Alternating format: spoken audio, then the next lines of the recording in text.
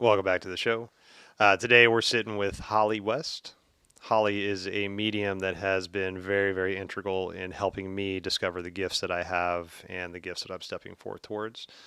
Also helping me communicate in a deeper way with my guides, my ancestors, and is just an amazing human being to talk to. She's got a lot of really deep spiritual knowledge and an understanding of the clairs that is very admirable. So I hope you get something out of the conversation. We'll see you on the other side. Right, welcome back to our show. Today, sitting with me is one of the nearest and dearest newer friends of my life. I met you about 2 years ago, I think, year and a Gosh, half, two has years it been? ago. It's been that long. Yeah, Yeah, Monica had worked with you, and then she got me a she session did. with you for our anniversary. Yeah. And then from there on, it was just Holly's my best friend, and we're going to talk every month now. And we're going to either Zoom call or meet in Right? person. So Holly is a medium. She has a company called Cedar Grove Medium, and Holly is a shaman. Has been working with those shamanic powers and gifts for a number of years now. And like I said, she was brought into my life as an unassuming to me teacher that I didn't know I needed until I met. Yes. And one of my favorite quotes in the world is "When the student's ready, the teacher appears," and that was the definition of the start of our friendship. It truly was. Yeah, it went that way really quickly with you. Definitely. Very quickly. I do want to just one thing. I am not a shaman. I Okay. would love to have been one, but I wasn't born one. Okay. But I do, and I love, and I've learned their modalities. Mm. Okay. So, Is that so? Is that and just to clarify on my end, so I don't, yeah, because yeah, there's the appropriation, there's colonization of all the yes. different modalities that are out there, and so is that a way to honor and make sure that we're not appropriating the idea of Most what a shaman definitely. is? Most Perfect. definitely. I believe that in order for you to be a shaman, you would have had to have been born into that. There's so very many different modalities that go towards that. But no, mainly what I do is I have learned from their modalities and Mm. I have learned from their healing methods. And I feel very fortunate to even have a piece of that, Mm. just a tiny piece of that, because their knowledge is so vast and Yeah. so great, and I honor that every single day.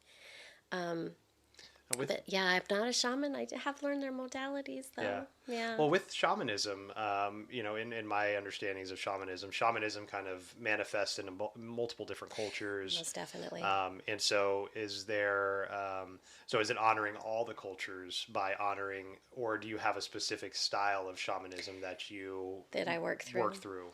Yeah, there. I believe that it's an honoring of all types of different shamanic cultures, but I believe that every single, I don't even want to call it tribe or whatever we want to describe that as. They have their own Hmm. modalities.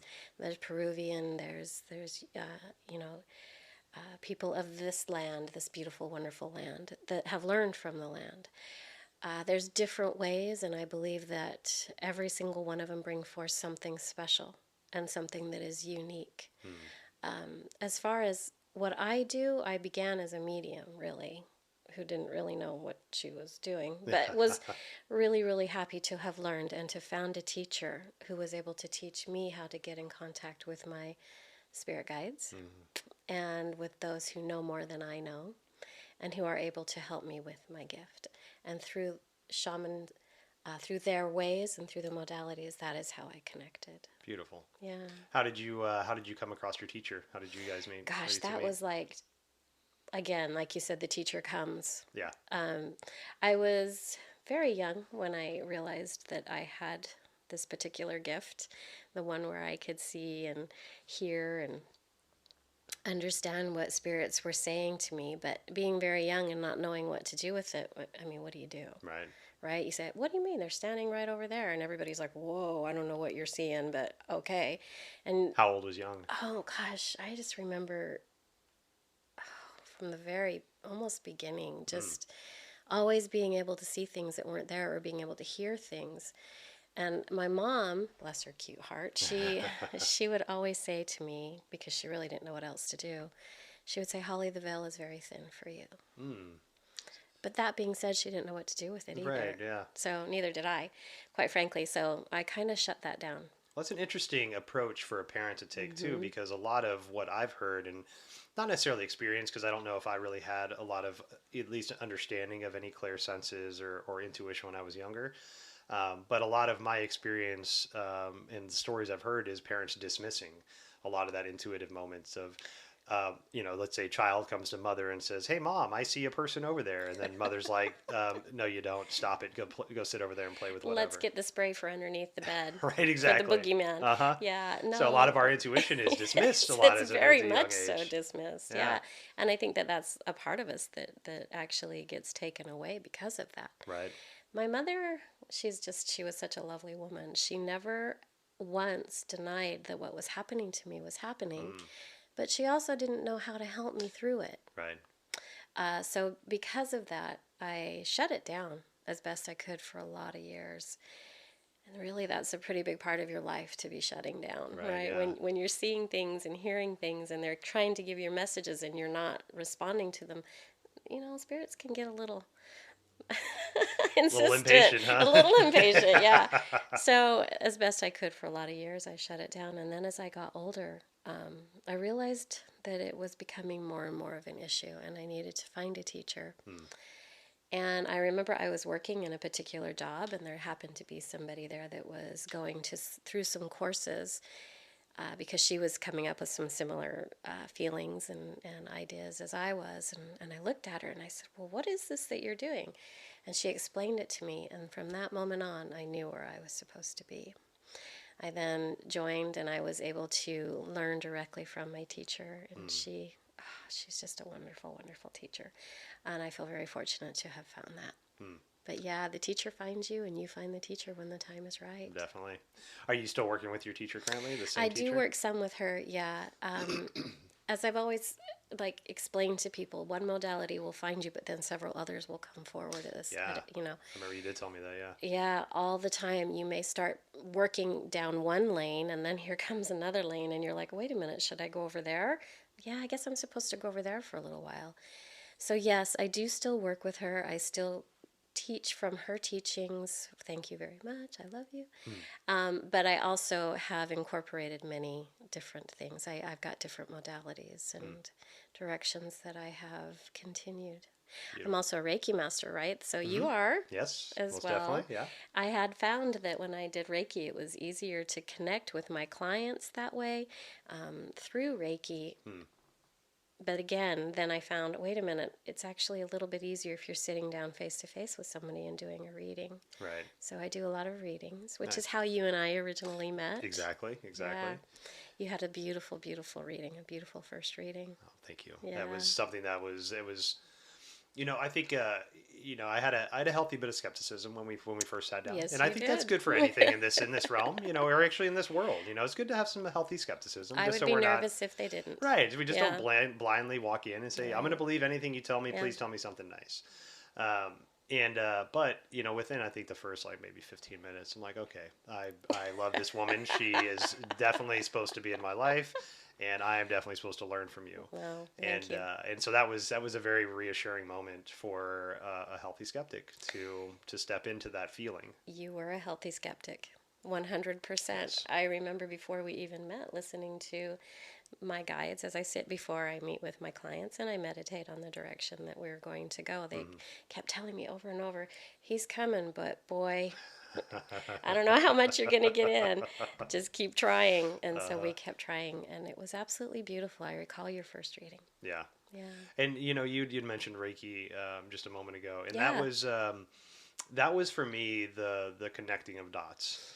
it was needed. Yeah, Yeah. I never understood the feelings that I had or the messages I was receiving or that they were messages. Period. Even though I couldn't understand them until I was attuned and I felt that initial kind of spike in my Hmm. left hand from where I feel energy, and that was a big wake up call to me. Be like, oh, it's not just everybody else. I can feel this stuff too. And you do. And I do, Yeah. yeah. And now that I've had Reiki and been attuned and feel that activation through me, I now I can I can now sense what I was missing. I still don't understand it fully. I still don't understand. Like I hear buzzing in my ears, or I'll Mm-hmm. feel like a palpitation in my heart during certain times, and it's a trigger for me to be like, okay, I'm paying attention. And I'll cock my ear to a certain spot, or like, okay, That's I correct. feel like something's Yeah. coming to me, and I've made this joke to you before, but it's for me, it's like seeing sound and hearing colors. So you're trying to connect parts of Yes. your brain that aren't supposed to Yes. connect. Right. But just that attunement and that understanding now lets me know that there's something trying to communicate with me, even though I can't understand them yet, or at least I'm not consciously understanding them. Correct. And that, there's a word for that, and it's a word that I keep hearing over and over and over when I have my clients and people come to me and they sit in front of me and they're speaking to me of their gifts and talents or of the things that are coming forward for them. And I ask them, I say, "Well, tell me, where do you feel it? What do you feel?" And the answer that they always say to me is, "It's just a knowing." Mm-hmm. And to me, the knowing is spirit trying to touch your heart and touch your inner peace that is the healer. Mm-hmm. And through that, if we can stop and listen to what Spirit is saying to us through touch, through emotion, through smell, through feeling, through that little tingle in your left hand, Yeah. then we know that we are actually receiving the messages that we need to receive so that we can help one another. Mm. That's honing in on what you already have. People come to me all the time, and most of the time, people have some sort of a gift. Mm. There's something that's attached to them, and there's a part of it. And what I do is I teach them, I help them to know that what they are feeling is real. It's not just a tingle because I was sitting on my hand, Mm-hmm. Right. right? Or I've got a pinched nerve. It's Uh-huh. the real thing. It's the tingle is coming from spirit and quite frankly from your guides Yeah. who want to work with you and who have been waiting for a very long time. Mm. Yeah. A question for you with working with clients, and I know you're really, I shouldn't say really, but I know you're selective about people that you work with, which is I respect and Yeah. totally understand why. Um, One of the things that I've encountered with myself on a smaller scale, but have read a lot about, and I think reading a lot about it has made me very cautious about my own journey with this, but as you start to step into these gifts, sometimes our ego gets involved and we think that we are the gift and we're the reason the gift is there, Mm-hmm. and not that the gift was gifted to us for us to utilize to help. Um, 100%. how does that, I mean, so, and luckily, not luckily, in my career so far, helping people, I haven't encountered that strong of an ego. Um, You have a beautiful Thank you. ego. It's still there. It's still They there. all They're all exist. going to be there. They always There's, I will. think, Yeah, I'm finally getting to a point to where I understand my ego needs to be a part of me, it and does. I don't need to just pry it away from me. Right. So with that idea, how do you work with a super ego in that kind of way to help get that back into an understanding of this is our gift, not your gift? Correct. You know, they call it, and this was I learned directly from my teacher. It's almost as if you're taking that part of your head that thinks that it knows more than you do. You're taking it, you're placing it on your shoulder, and you're saying, "All right, I'll come back to you later." Right? So you move yourself away from it, and you say to yourself, "I'm here for you, Great Spirit. Hmm. This is my time with you to help another." Now, that just doesn't happen overnight. There's a lot of process and a lot of getting to really know who you are Right. and getting to the deep down bottom part of, oh, wait a minute, that's why my ego is there. Hmm. And if we can do that and we can become more in touch with who we are, it's funny. That ego tends to fade away just a little bit by little bit by little bit. And then we become more genuine. My favorite word is authenticity. Mm-hmm. We become Mm-hmm. more authentic with who we are, and we become more authentic with our communication, and we become more authentic with our connection with Great Spirit. Mm. And if we can do that as healers and as people that are wanting to become more close, that's not great grammar, but who want to become closer, I should say, to Great Spirit and to our gifts and talents, then we're able to put our ego aside. Even if it's just for 30 minutes to help another person during a Reiki session or through your wonderful sound sessions or wherever we're going, whatever modality we choose. But I can tell you it does take work Yeah. and it doesn't just happen overnight. but there's a lot of gentle and a lot of love involved in that. And if your teacher is doing that for you, you've got a good teacher. Yes, and I think the for me the gentle and the love were the two missing components for my attempting to, well, in the beginning, attempting to rid myself of the ego. Mm-hmm. I was not loving my ego. I was done with it, and I said, okay, get out of here. I'm done. I'm done with you. Get out of here. I talked about this a couple podcasts ago, but I had a really strong plant medicine journey months and months ago, Mm-hmm. and I cried with my ego, and I tried to kick it out, and I tried to pry it away, the virtual crowbar, all the things. Yep.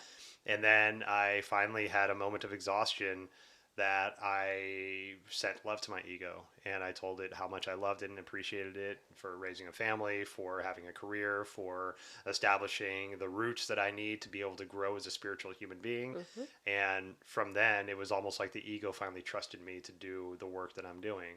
It still has a lot of questions, and it still Yes, it has does. a lot Yeah. of like hands raised and like confused dog ear cocks. Like, Like, where's what is this? What is this? that? Like I make the joke. I'll be over a client, working on a client doing Reiki and sound, and I call him Corporate Adam. My ego, Corporate Adam, will Mm-hmm. pop up and say in my head while I'm trying to channel my higher self and give this client Reiki and this loving energy, the my Corporate Adam will come up and be like, hey, do you realize you're just pantomiming over this person, right?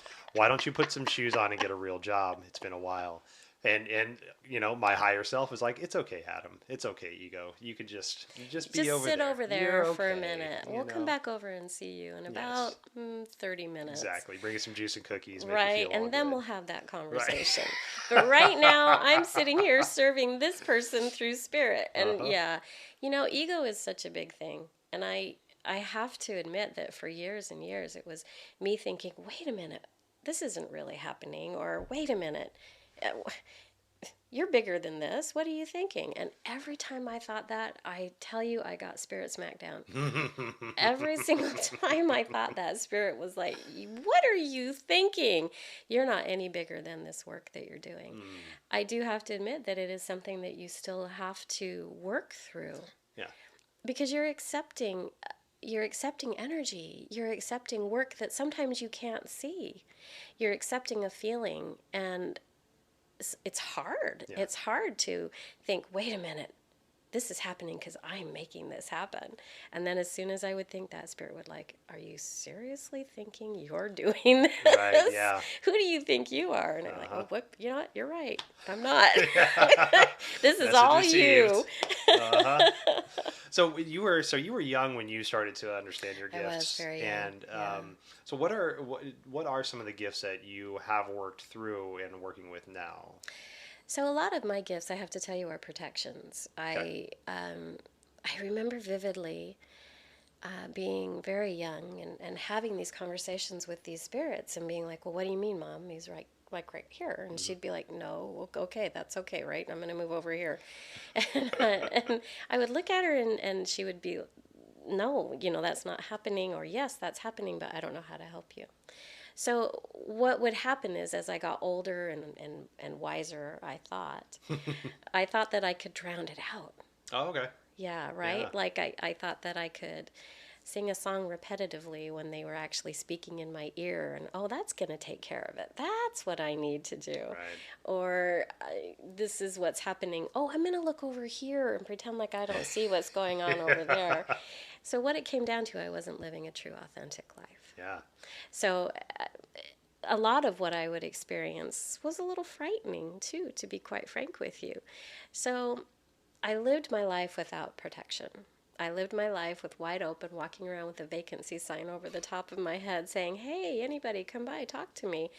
And I would be so overwhelmed at some point that the anxiety that I felt from it was so extreme. Mm. And I didn't know the difference between mine and what was somebody else's. Right? Right. Yeah. So as I learned and as I met my teacher and I learned boundaries, I do a lot of boundary work. We talk a lot about boundaries in my teachings. And I learned that now when spirits come to me and they want to talk to me, and if it's not the exact right time and I might be in the middle of something, I can say to them, I really appreciate your visit, but could you come back at 4 o'clock? right? Right. I need this time. I have this boundary. And guess what they do at 4 o'clock? Come right back They're right knocking. back. They're right there. And so I sit down and I then am able to give it the time and the space that it's needed. Mm. I do a lot of boundary work. I teach a lot of boundary work. Yeah. I try to help people with their gifts and talents in being able to live a practical and a mystical life. Because let's face it, if you don't have one, you can't have the other. Right. It's Yeah. nice to eat. Yeah. Right. Yeah. Yes, we do need to pay our bills and we We need to have to eat. eat, right? So, The boundaries is a really big one. I just made a note of that. I have a couple clients that I'm working with right now. One that I wanted to actually talk with you about, referring her to you, wonderful. but that that's exactly. I mean, everything you just talked about just now with yourself, with your own story, resonates a lot with this, especially one client that I'm working with. To where it's like the floodgates have opened, Yes. all the gifts have been activated, Isn't that fun? and we have no idea how to control it. So every session that we work together, I'm surrounding her in a pyramid of protection, Yes. chanting around her, talking with her guides to be patient and to help her create the boundaries that she needs. But I've not seen an explosion like this woman's gifts, and They yeah, do that. yeah, Yeah, they really do. And I have to tell you right now, I'm seeing it more and more and more. I see more gifts coming out in people than I've ever seen before. yeah. It's wonderful. Mm-hmm. It is absolutely wonderful, but it can be overwhelming for people. Yeah, there's a lot of there's a lot of empaths that have contacted me that are like, I lot. went from feeling nothing to feeling everything. I can't Yeah. work, I can't act, I can't be alive, be a human. Everything is turned on right now. And that comes down to a lot of us being open, and all of a sudden our ancestors are saying, "Hello, Yeah, can you give us some help, because we're trying to help you guys, and let's go down this path together." yeah, But what we have to do is we do still have to set boundaries around those things, because we are human. We still have to live this life. right. And we need to be able to walk a path where we're not constantly berated, and we have our own feelings as well as feeling those that are around us. Yeah. I do a lot of ancestral work. Yes, you do. A lot of ancestral work. And I believe strongly that if we can heal backwards, we can also heal forwards. And when I do my readings and when I do my ancestral work with people, we're able to actually bring forth some of those things that they need to work on. Let's say it's alcoholism, or let's say that there's there's a connection to self-abusing, or however that comes forward. I have found so very much that it goes backwards, it goes to the middle, and then it goes forward. And if we're able to stop that pattern of whatever it may be by working with our ancestors, we're much healthier, both in this life and, quite frankly, moving forward with the rest of our lives. Yeah. So there's a lot of work that goes on. There's a lot of different pieces that are put together in this energy work, in this thing that we call energy work, right? Mm-hmm. You can bring all the modalities forward that you want to. You can bring the crystals, you can do however you want to have that happen. But what it comes down to is feeling it, working with it, loving it, being a part of it, but also being protected. And knowing that we can walk our lives not just with blinders on. We can walk forward with both feeling and living at the same time. That's beautiful. Yeah. You're a great feeler, by the way. Not in that, but you're wonderful with your gifts and talents in that way. Thank you. Beautiful. That's been, I used to joke with my friend Colleen about how I got skipped over on the spiritual superpowers. Everybody's got superpowers except for me. Like, people can see energies and feel energies and stuff. I'm just over here just doing things. And but once we started working together, I got attuned for Reiki not too long before that.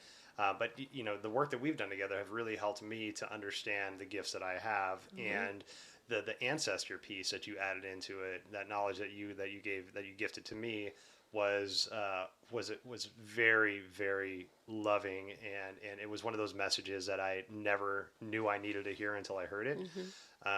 And it really, although I'm still working to understand the messages that I'm being given, the ones that I do understand, I get a lot from my dad, and Yeah.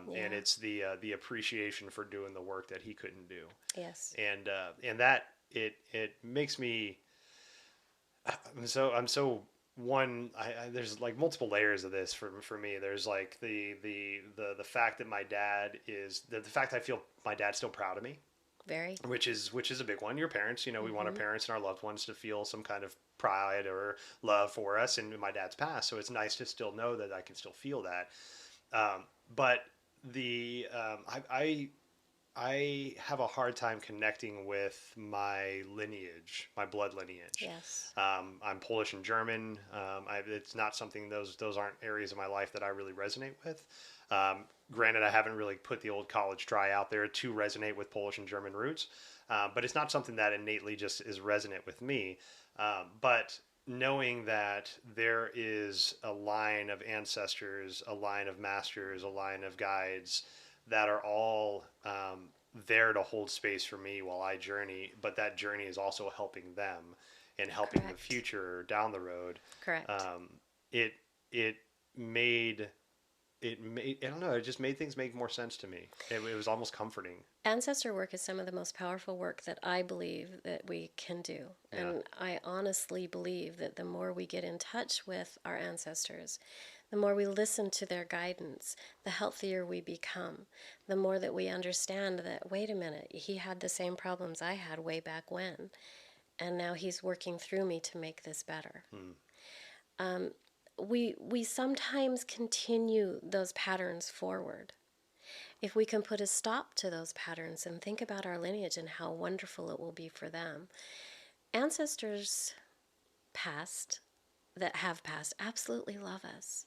All they want to do is to be here to help us and to join with us and to make things better. Sometimes through the work that we do, we can even help make things better for them. Hmm. We can bring those forward. We can talk about those things. We can heal from those things. That definitely, you having the Polish and the German and this, that, and the other. Well, let's talk about all the pieces that are coming forward that they're not ancestral, but they are definitely attached to you Hmm. because they want to help you. Those Right. are your guides. In some cases, people's guides are their ancestors, but in most cases, they come from other places. Right.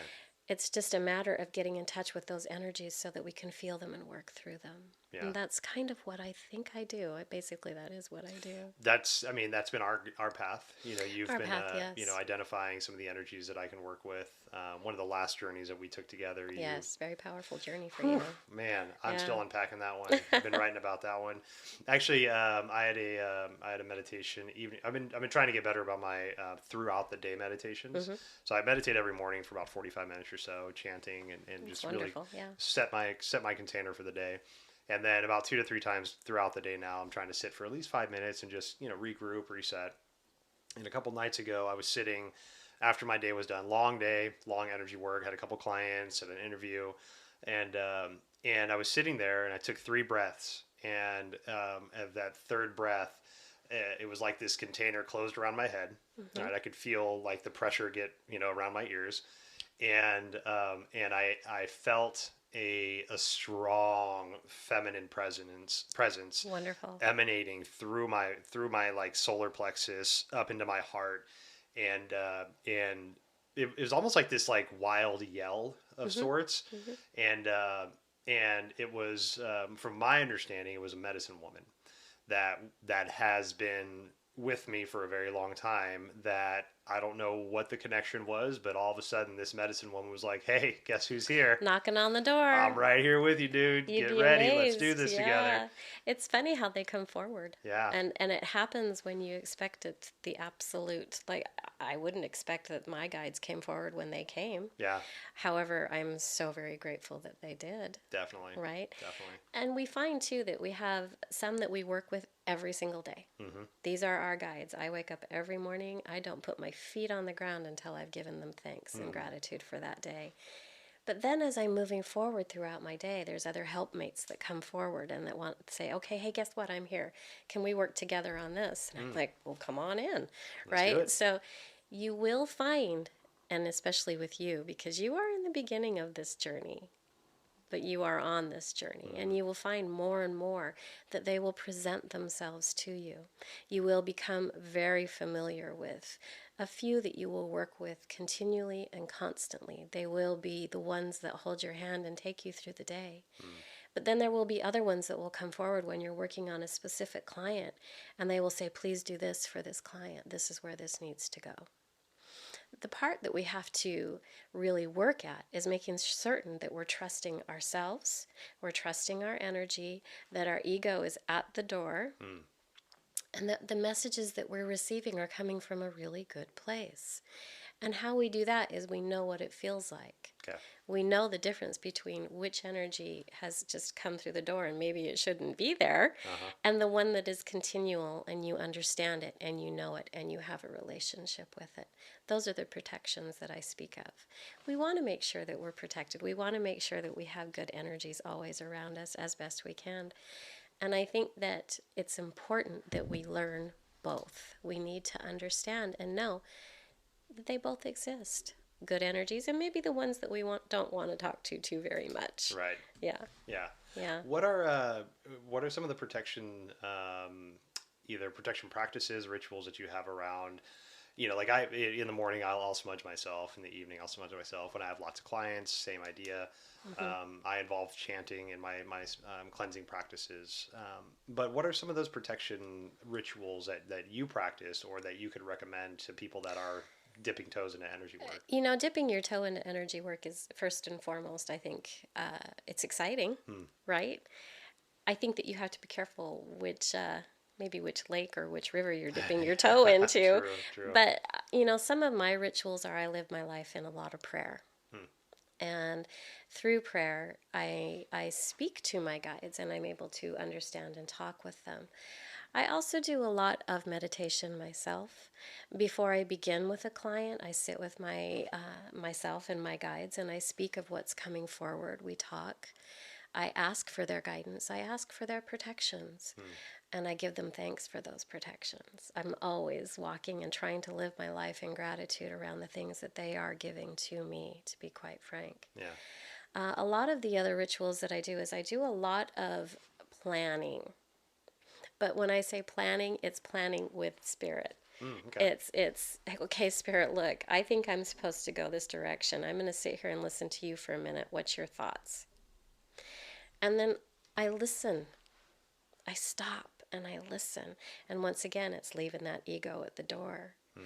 Because how am I going to get the answer if I'm too busy giving the answer to myself, Yep. right? Mm-hmm. If I'm asking the question, who am I going to get the answer from, myself or from spirit? Right. I'm listening. So that's part of it. Another ritual that I do is I am a big into like Palo Santo, using some sages. I do a lot of cleansing, Hmm. both of my home, of myself, my car. I'm always saging my car, my poor kids. Like, oh, mom, again. Like, yeah. But I do a lot of protection work in that way. And I rattle a lot. I enjoy the sound of a rattle.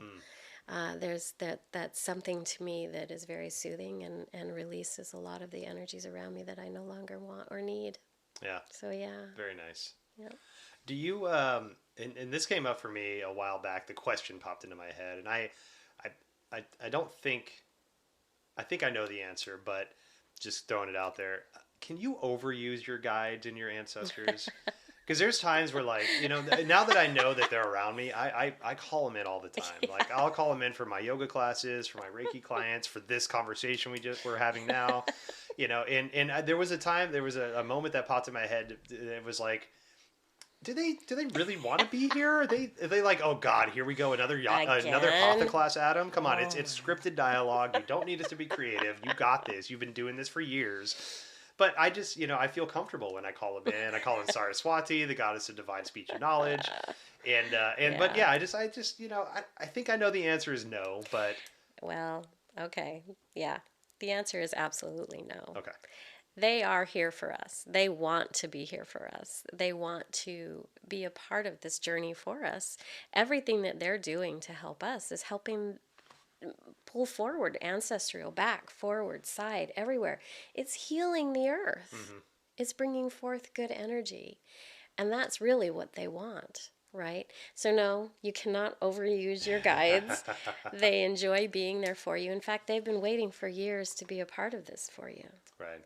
They just kind of have been gently waiting and nudging you along the way, saying, okay, wait a minute. Maybe you should go over here. And you're like, I don't want to go over there. But then when you stopped and said, okay, wait, I'm going to go over there.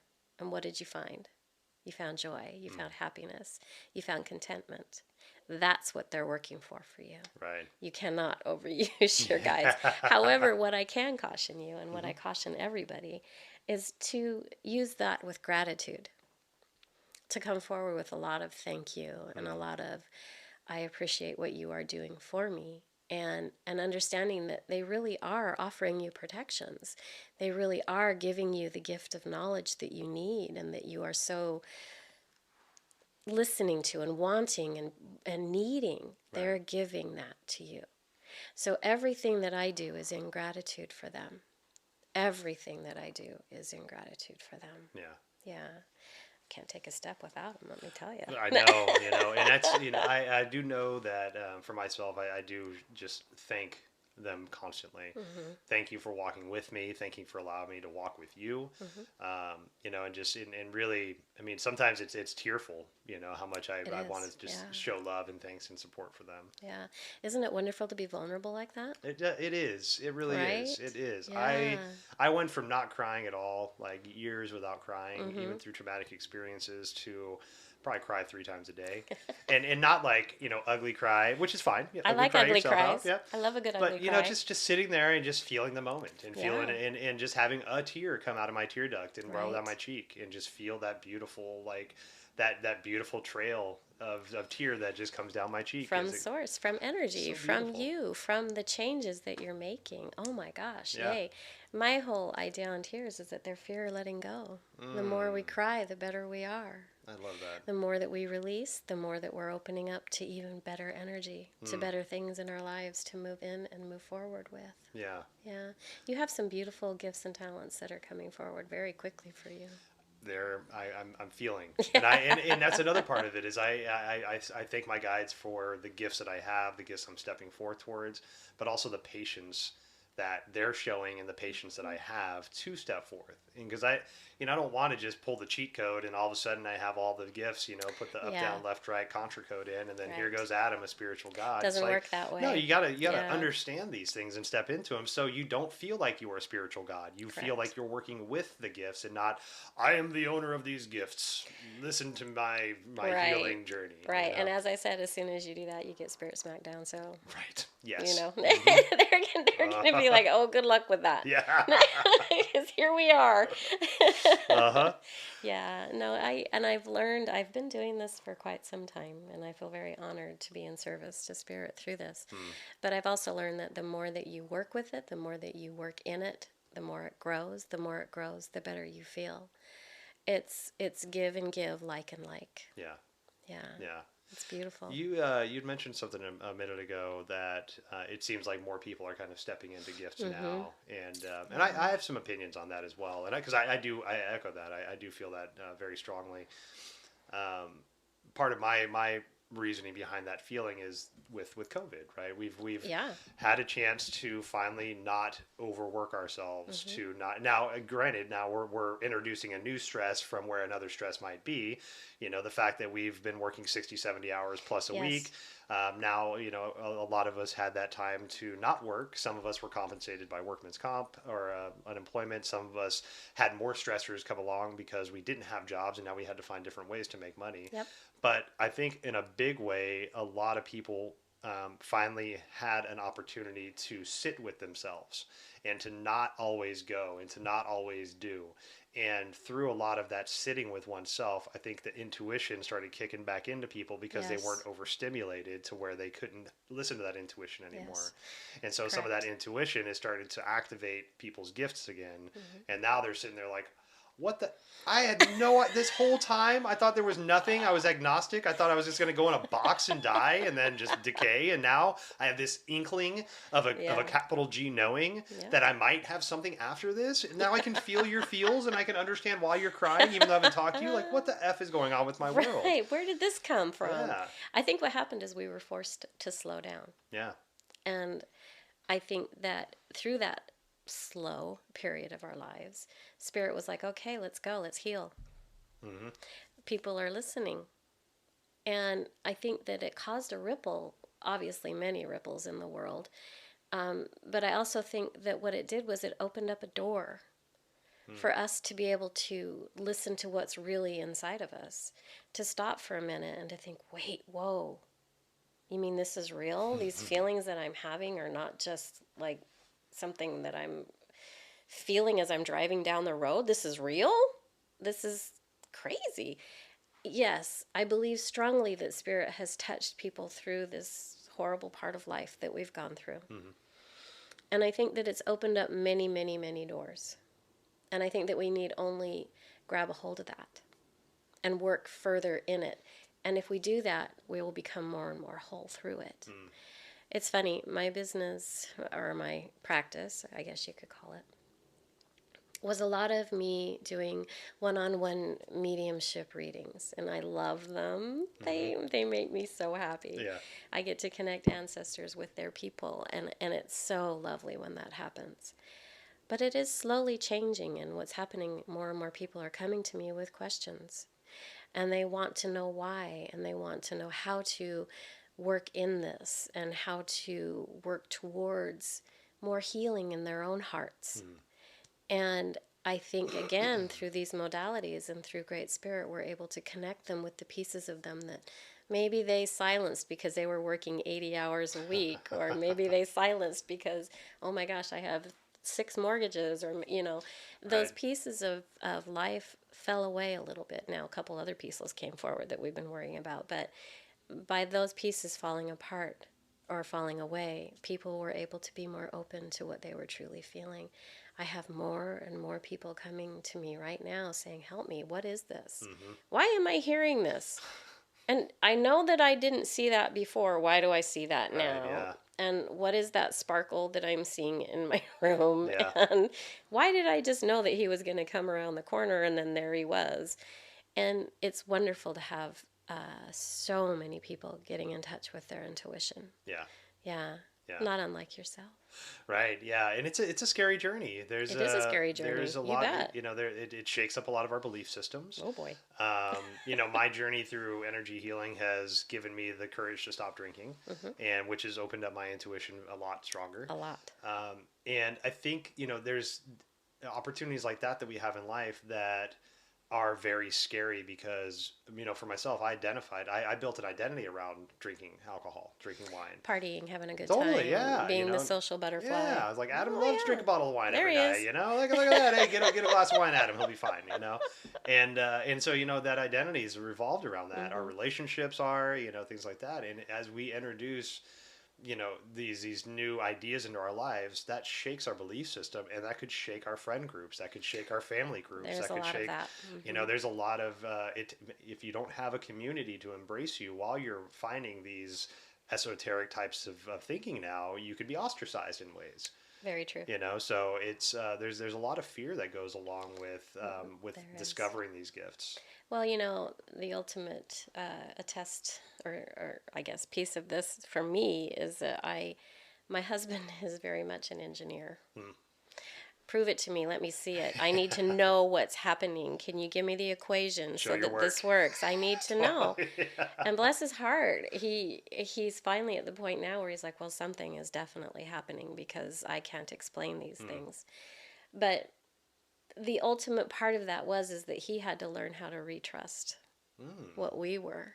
Interesting. And so it's been a work in progress for him as well. And as I was starting to learn and trust more and more what I had and how it was showing up and what I was supposed to do with this, he then had to learn how to retrust that his wife was learning these new things and that she was completely different than how we were when we were first married. Right, yeah. So there's a lot of stuff that falls away and a lot of stuff that falls in when you start to accept your gifts and talents. Yeah. And it's a beautiful journey, absolutely beautiful journey. And it's one full of love, laughter, pain, sorrow, you name it. You name everything, and it's in there. Yeah. But bless his heart, wow, he really had to. He had to change a lot of those thought processes. Like, oh gosh, yeah. Yeah, there's times where I'll go through big movements in my journeys and my work, and I have to check back in with Monica and be like, hey, are we? You still feel okay with me? Are we there? We all right? Yeah. No. I changed a bit. Am I still? We're good. Okay, we're good. All right, cool. Got it. We've had a lot of those meetings, by the way. Yeah. A lot. Like, do you see where this is going for me? Well, I see it, but I still don't see the equation. But I'm going to go ahead and trust it. So it's been a long process. But I can tell you that the people that fall away, the ones that maybe are no longer a part of your life once you come into this, are probably the ones that it's okay that they have fallen away. We still love them. Right. We still cherish them, but maybe there was a part of what was going on in their world that was not healthy for your world. Right. Yeah. For personal experience, I left an entire industry because of that. Yes, you did. The restaurant industry, which I loved, and it raised me, and it gave me a career, and it gave me food on the table and security for my family. As soon as I started to get serious about my spiritual journey, that was the friend that I had to leave.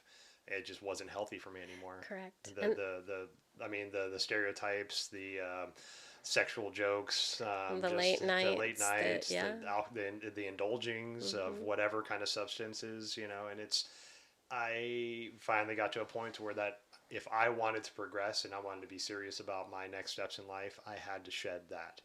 Yes. And that was a huge one for me because I have a lot of good friends and family that are part of that industry that I still love and cherish, and I support. But I could not be part of that anymore in my journey. That was hard for me. That is a really big piece for you, Adam. You took a very big leap where that was for you.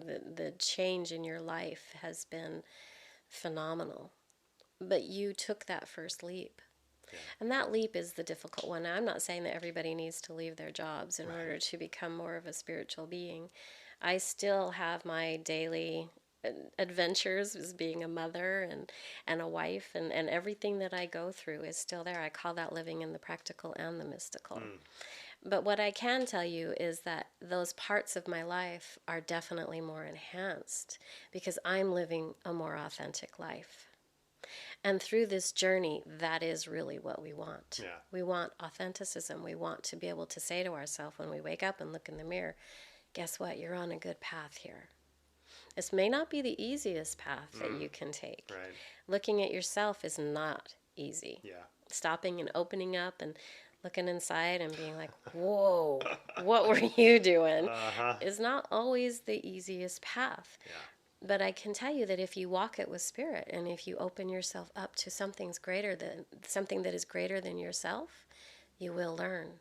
You will move forward and you will do so with a greater heart, a heart of love and a heart of compassion. Yeah. Which is really, isn't that what the world needs right now? Man, we do. Do we not need to healer? Yep. With a little bit of compassion and love? Definitely. Yeah, I think we do. Yeah.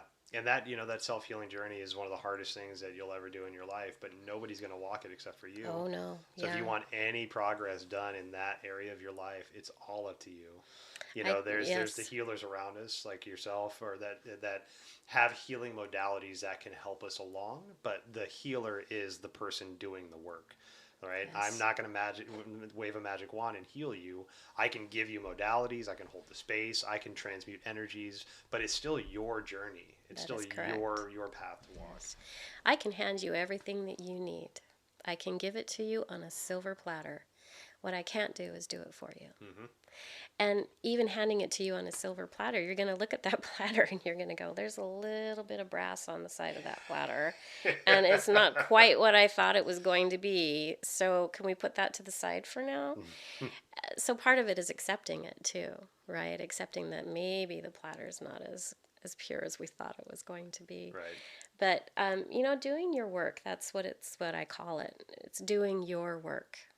And if you're doing your work and you're moving forward, Not everything's going to fall into place at once, but I can tell you that your journey will definitely be one of strength, one of the greatest soul peace that can come forward for you is through this work. Hmm. And you become more whole, Yeah. right?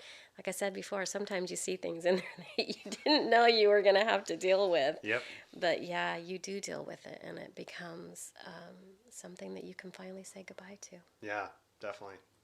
With the intuitive atrophied intuition that a lot of us have, that's a big trust that we have to It start is. putting back into Mm-hmm. ourselves. That we are we are our best guides. Mm-hmm. What are some practices that you have or you could recommend to help people strengthen their intuitions to, like, just even just acknowledge the fact that there is one in there. Trusting is number one. And also, there is some spiritual work that I believe everybody needs to do. There is no question. You need to be able to move forward and take a look at yourself in Mm. spirituality and say, what are my spiritual practices? Okay. Do I have one? Right? I'm not saying that you have to believe in a god, if you want to call it that, Right. because I believe that it comes across in many different ways. It could be a tree, it could be, anything that you truly believe in. Mm-hmm. But you put your belief in it and you move into it, and you learn to trust not only yourself, but you learn to trust the feelings that you are receiving. There's books you can read, Mm-hmm. there's modalities that you can go search out, but what I think it comes down to is being in touch with that part of you that is really searching for something that's greater than you. Mm. And that's not always easy. Yeah. But there's people that can help us along the way. There's beautiful Reiki masters, there's sound therapies. There's people like myself, mediums, who can get in touch with you and your ancestors, who can help you along your way, and who can present things to you. But I think the first step is trusting yourself and taking the first step and saying, something needs to happen in my life. Right. Something needs to help me change Mm-hmm. or help me feel better, Right. right? Yeah. There's so many different things that we can do, so many different ways that we can go with this. Yeah. But really, what it comes down to is just feeling again. Right. Yeah. The I think one of the biggest practices for me with that was the introduction of oracle cards, Mm-hmm. and Yes. using that as a daily poll to kind of highlight things that I'm just looking for throughout the day. Not to Mm-hmm. tell me, hey Adam, this is what's going to happen today to Right. you, but just to give me some ideas of like the energies I can work with, or maybe Correct. some of the expectations, or some of the things just to watch out for. Not that one card is going to be able to tell my future, but it gives me some parameters to work within and some Right. things to kind of be monitoring. It's wonderful. I have people come to me all the time who, and I think every modality is a beautiful one, but they say, oh, I'm doing crystal work and it feels so good and it feels so wonderful. And then we'll be working, and time will go on. And as we're working more and more, I find that the actual crystal work starts to fall away. And you know what they start to do is start to trust their own intuition. Right. And I'm not saying that the crystal is not, it's a wonderful, beautiful piece to get us to where we need to be. Mm-hmm. But really, what it comes down to is trusting that it's ourselves and that Right. we're working with spirit. So, yeah, it's funny. It is so funny the way that happens, because, again, I have so many people that come to me, and they've got this modality that they're working through. And like, okay, well, yeah, let's work with that for a little while. And then all of a sudden it's like, well, I've been not doing that as much. I'm now just kind of doing this where I listen and I'm talking and it's happening. And I'm like, well, wow, you're really trusting yourself, aren't you? And yeah, I really am. I'm like, Mm-hmm. welcome to your spiritual guidance. There you go. So yeah. One of my first experiences with that, with Mm-hmm. leaving the talismans and leaving the crystals and the malas behind, was the first Vipassana that we did. We did a Mm-hmm. 10-day Vipassana. Monica and I Yeah. did a 10-day Vipassana retreat. Oh, they call it a retreat, but it's really freaking hard ass work. You want to retreat from yourself. But it's 10-day silent meditation, Yeah. and there's a lot of stipulations: no reading, writing, no talking. You have just 2 meals a day. You meditate for 11 hours, and then you Mm-hmm. have walking paths and you sleep, and that's pretty much it. And but one of the requirements was they want no spiritual talismans at all. So there's no Yep. malas, there's no rocks, no stones, no meditation cushion, or meditation cushions, yes, but anything that's gonna like amplify your meditation practice, leave it alone. You're just there to meditate. And in the very beginning, I was like, no, I need my mala. I need this. This is my things. Yeah. And I was talking to a good friend of mine, Tang, who's my meditation mentor, and he had really beautiful things to say to me. He was like, well, can you meditate without your mala? Yeah, of course, I meditate with that all the time. Okay, well, why do you need it there with you? Right. You meditate with that all the time. Cool. Do you meditate with your stones every day? No, they're around me, but I don't hold on to them. Okay, well, they're always around you. They're just a little farther away. Correct. I'm like, oh God, you're making too much sense, Tang. And I got there and did the 10 days. It was 14 days, 12 days altogether. 2 days, 1 day ahead and back end. And after the first day, with just my ego wanting to hold on to something, Yeah. it was totally fine. And I was non missing of. I was able to get deep Right. into meditations. I had great experiences, hard experiences. Cried a lot. Yeah. Was in a lot of pain, but I didn't have to have my mala or my obsidian or Mm-hmm. whatever stone around me to help absorb the Oh energies my because gosh. but no, No, it was yeah, just, it was it right was you, there. yourself, and spirit, Yeah, right? definitely. Yeah, and I think that that's basically where people end up. At least that's been my experience. I Hmm. know that some people they work beautifully through angel cards, through oracle cards, through tarot, through you name it. They work beautifully through that. And I have a lot of people that come to me with crystal work and that type of thing. But really, what it comes down to is that if you put that crystal aside, do you still feel the energy? Right. Well, yeah, you do. Hmm. So, what I teach is learn to feel that, live with it, work with it, talk to your guides about it, Mm. ask them to give you the protections that you need so that you can walk that path. Yeah. Right, there's this path of being mystical and enjoying your journey and being on it, and then there's the path of trust.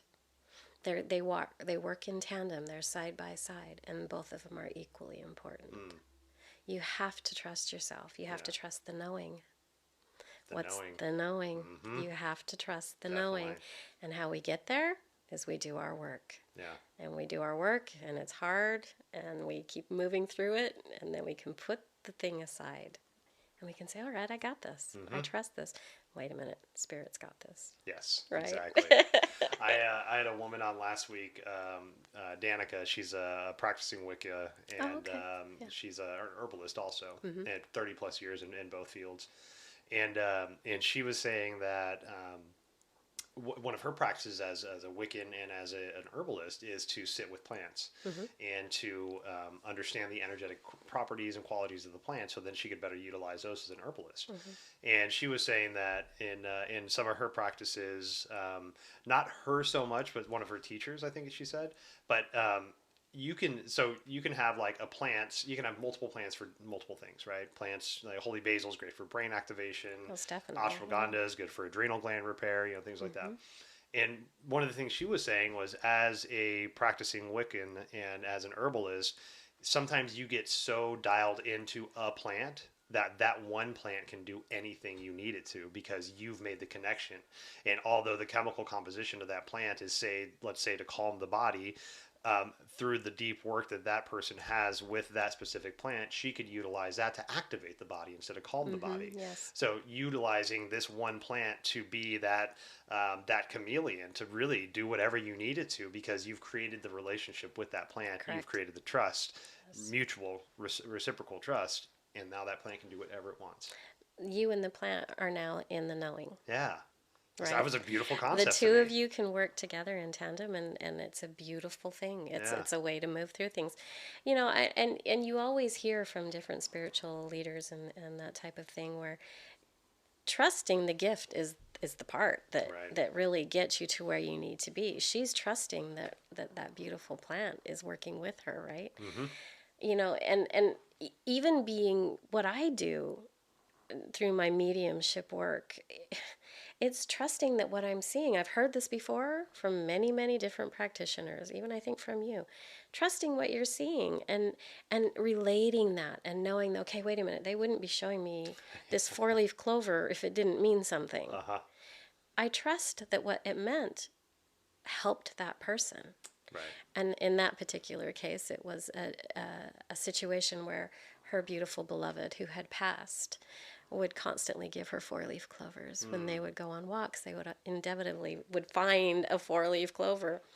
And as she's leaving, I said, well, I don't know why, and I didn't tell you this, and I'm really sorry. This was in the beginning of my practice. I said, but I keep seeing 4-leaf clovers. And she just starts sobbing. And I'm like, oh, what did I do? Right? Oh my gosh, what did I do?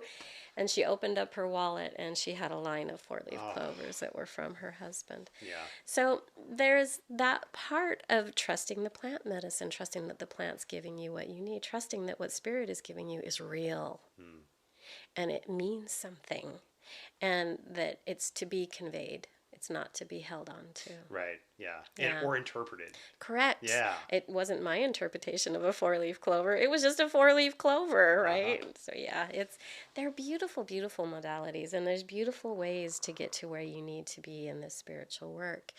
And the journey is the fun part. It doesn't always seem like fun. Yeah.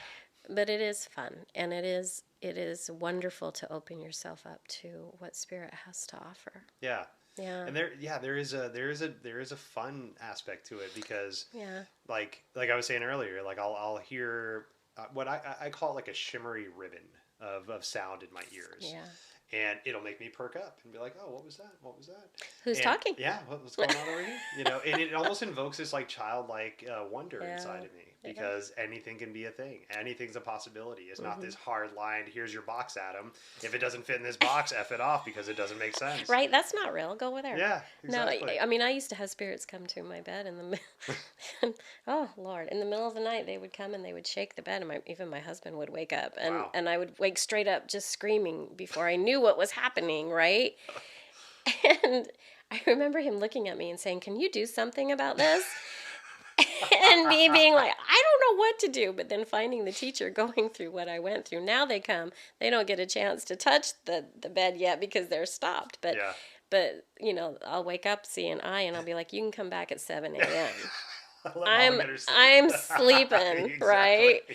And so because of the beautiful, wonderful protections that I do enjoy through my guides, they go and then they come back. So yeah, it's just trusting that what's happening is really happening. Yeah. Yeah. Gosh, I know. Poor husband. I know. Can you turn that off, Can you please do something about this? I'm trying to sleep. Yeah, my kids would hear it. It was just oh my gosh, that household was a lot of fun. But then we got it under control. Good. So far. Yeah, right, exactly. We'll see what happens later.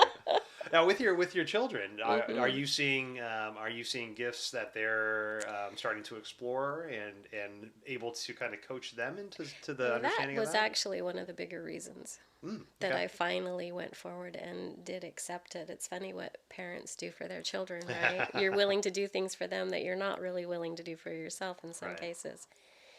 I do see some beautiful gifts and talents that are coming forward in my children.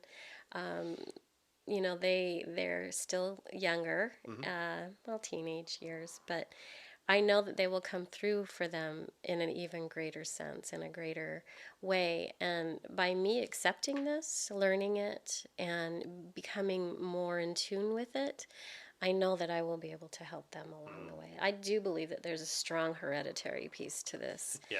A strong hereditary piece. And I watch them with great awe and with great wonder, and I wonder how it's going to continue to come forward with them. Yeah. And I love watching their processes. It's absolutely fascinating to watch it from this side. Oh my gosh, it really is. It really is. It is. Like, do you realize what's around you right now? And they're like completely oblivious, and then they go like, and they'll look over their shoulder, and I'll be like, "It's okay, just keep going." But it's fun to watch them. Yeah. Yeah, I've got 2 girls and both almost teenagers, 12 and 17. Beautiful girls. Yeah. But yeah, they love lovely children, and you know, as intrigued as they are with this style of life that Monica and I live. There's not a lot of questions around it. It's more of just like, Dad and Monica do weird things. Right. That's cool. They have stones and they talk to things and they have energies and they love the sound bowls. They like all the concepts of it. It's just the understandings I think is still not there. Which is fine. I don't want to force this on them. You know, this wasn't forced on me. My parents didn't force religion or anything on me. Yeah. And but I do have those those nonchalant check-ins that I Mm-hmm. try to just drop in and be like, "Hey, Harps, how you feeling? See anything weird today? What do you mean? Nah, just check in. Just where you at with that? Yeah. Feel any kind of weird energies? What are you dead?" I'm like, just trying to kind of conversation, We're just over here. We're just having a good time. Yeah, I have the quick story. My Uh-huh. son, who is just adorable, but he came to me one day. He was getting into a little bit of trouble, and it was like I just knew because parents always know. Right. And he just looked at me one day and he said, "Mom, are you actually looking, or are you just looking?" And I said, "Buddy, I'm not looking. I can just see what you're doing." Right. And he's like, "Oh, okay." But yeah, so bless his heart. It would, uh, yeah, it's a fun household we live in. I can That's for imagine. sure. Get a whole Yeah, new purpose of eyes in the back of your whole head, new thing going on. huh? Yeah, but it's what is fun is that they've grown up with this as well. I've been doing this for 10 plus years, and they've grown up with it. Hmm. So they know what a spiritual practice is. They know, I'm not talking about a church practice, Right. but they know what a spiritual practice is, and they know that the connection is real Yeah. and that it's there for them when they're ready. What a cool thing to Yeah. normalize for them too. Right? Normalize the fact that there's energies around us. Normalize the fact that you're going to hear and see things you can't Right. hear or see. Yeah. And make that normal. So whenever you get older, the community is so much easier to find. It is easier to find, and it's easier for them to become more who they're really supposed to be, Yeah. and be more in touch with their feelings and emotions. Hmm. At least I hope. Right. Yeah. Yeah. Yeah. It's a mom's Well, I think hope. the normalizing of odd and awkward topics, I think, should be forefront for a lot of us. The Hmm. normalizing of talking about separations, the normalizing of talking about death, normalizing talking about Correct. menstrual cycles, All of abortions, it. all these things that make Yeah. us kind of cringe and be like, oh, why did you I go, bring that up? Why oh, did oh you say the word gosh, moist? It's you like, said fuck that off, come word. on, Stop it's it. we need to talk Yeah, about this stuff. no, we really do. And I do have a very open family. I am very fortunate with That's them. great. Though, bless their hearts, what they've had to go through with me has been quite fun. But I think they've enjoyed the journey, and I think that they're happy for it. Mm. And they're just amazing, wonderful children. I feel Yeah, very fortunate. good. Very fortunate. Well, where's this journey taking you to? Where are you continuing on? Like the gifts that you're stepping towards, the practice you're continuing to Yeah, build. it's wonderful because, to be honest with you, I haven't advertised much. I haven't put myself out there in that way because my whole theory and my whole feeling towards the work that I do is that Spirit places people in front of me when they're ready. Hmm. And I feel strongly about that. However, I do also feel a call towards teaching and a call towards sharing these gifts and talents for people so that they can step more happily and more easily into the life that they were meant to live. Hmm. Not that everybody's got their own destiny, their own journey, their own destination. But if this is in front of you and it's something that you're looking for, it's nice to know that there's somebody there who can help you. Amen to that. Because trust me, for a lot of years, I didn't know. Right. And Yeah. there was nobody to help me. And I clung to things that I probably should not have clung to. But then I found my teacher. Right. So that is what my hope is, and that is what my prayer is every morning to Great Spirit, thank you, is that I will be able to continue in this work, and I will be able to teach this work, and that I will be able to teach others to continue with their work. I like to do, like I said before, a lot of ancestral work. I really enjoy bringing forth people, bringing them towards their guides so that they can work with those guides and so that their guides can work with them both in protection and, frankly, in healing. So I see a lot of that happening for me. I do see some beautiful things coming forward with the written words. Mm. Yeah, it Right is on. happening. It's All lovely. right. I'm very happy about that. And just really continuing to do my work so that I can then go forward and help others do theirs. Yeah. I love readings. I love them. I will never stop doing my readings. They're so much fun for me. You'd be amazed at how funny spirits are, right? And most of my readings are just so full of joy and laughter because they're funny. But I continue with that with the emphasis on teaching. Beautiful. And yeah, moving more and more forward into that to help more people and to touch more lives. Yeah. Yeah. It's funny. I was going to ask you if everybody's guides are funny or just mine Gosh. because they Yours just are funny, by the way. every They time are I really. talk to you and you talk about guides or ancestors, you're always laughing. Like, oh God, what did you just say? Like, seriously, that was funny. No, they are. There's some that are so very serious, and I think that that's probably because of the way they were when they were here on Earth. Right. But then they cross and they get really happy, right? Yeah. So they're kind of like, "Can you tell her this, this, and this?" And by the way, tell her that yeah, I was the one that moved her keys. So it's like there's just some funny pieces to most things. I just think we find so much joy on the other side. Yeah. And I think that we are able to really truly be who we were meant to be because we release those things that we are no longer needing. Yeah. When it's done in the right time. Definitely. When it's done, yeah. And that's so comforting to me. There's a guy, Aubrey Marcus, that I listen to that has a quote. I don't know if it's his quote, but I've heard him say it a couple times. But it's you can tell the spiritual master by the sound of their laughter. Yeah. And that really, I mean, every person that I've seen, I've never met. Well, not that I know of at least, but seeing the Dalai Lama or seeing Gandhi back when he was still alive, and seeing these Mother Teresa, I mean, these beautiful spiritual, religious, figures, they have such an immense joy. It's almost like a childlike joy within them because, like, as you find the happiness and as you find the realness of life, you realize how much that you're creating the sorrow. And you live in this childlike joy where everything really is brand new and wonderful to you because you're seeing it with the most purest and clear of eyes. Well, and the beauty, right? The piece of, oh my gosh, wow, look what I went through and look where I am now. And I'm so happy to be here. Or I'm not the happiest person all the time, but I definitely try because I feel so much joy around these gifts and talents now that, trust me, I didn't feel before. Yeah. Right?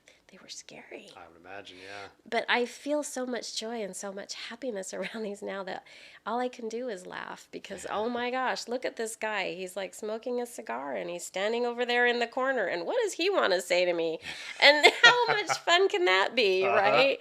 So there is joy in the journey. There is laughter. It's, golly, you know what? Spirits really are funny. I have to tell you that some of my best moments have been talking to...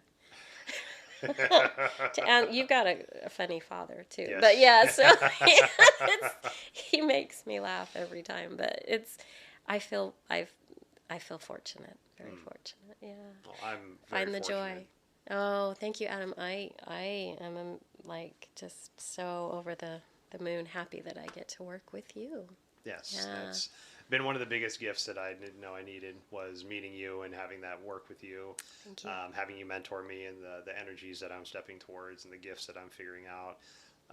And having the just that warm embracing knowledge of love that I'm held in a safe space. I'm not floundering anymore out there, just trying to like grasp at spiritual straws. Literally, I've been learning the I Ching, the I Ching, literally grasping at spiritual straws. Wow. Yeah, you really are. Yeah, that's tough. Yeah. So, your introduction in my life has been a very, very deep blessing and has not gone unnoticed from myself, from the loved ones around me. Thank you. So, as we start to wrap this up, where can people find you if they need to just get some advice, maybe reach out to you for a reading, things like that? Wonderful. Yeah, as I said before, I've always been very, and not that I was ashamed of it because that was never the case. Yeah. It was more, I wanted it to be very authentic and moving into that, but Spirit's now telling me, get over it, get a website. Right? It's like, do what you need to do. But So we do have a website that is actually in progress right now, but I do have an email address where people can reach me. Perfect. It's Holli, HOLLIDHH @gmail.com. Perfect. And please reach out that way for me. The website will be under cedargrovemedium.com. Beautiful. And that is coming. It's so much fun, but wow, what a work in progress, oh, gosh, right? I feel you. I'm working on my website right now, Oh, my too. gosh. Like, I think that healers are some of the hardest people to get to do the actual work, right? Because sometimes I think we live so much up in our, in our feelings we forget that we need to finish these pieces. So it is a work in progress, but it is happening, and I feel very, very fortunate in that. Lovely. Yeah. That's, you know, it's funny. That's one of the reasons I think why my ego wanted to stick around, because he's like, I'm good at the admin I know stuff. what I'm doing. I know how to budget. I can do graphic design, Adam. Don't leave me alone. I'm still here. I can help. So my spirit's going to be, Adam, Right, exactly. come over here. Let me know. Anything I can do to help. That I'm would here to be help. wonderful. Most definitely. Yeah, yeah. Well, Holly, thank you so much for joining me. You are so welcome. I'm so gifted and blessed to know you and to be in your space and to learn from your knowledge. And I'm deeply grateful and very, very thankful for you. Thank you, Adam. I indeed am thankful for you. And thank you, Great Spirit, for allowing me this moment. Appreciate you. We'll Much see you next love. time, love. Thank you so much for spending time with Holly and I. If you have any questions about the content we covered, we'll leave a lot of notes and links in the show notes. If you like what we're doing, please like this podcast, subscribe to it on your favorite platform, and please, please, please leave comments. They really, really help me figure out the content and the direction of the show. And thank you again. Obeisance and love to you all. We'll see you next time.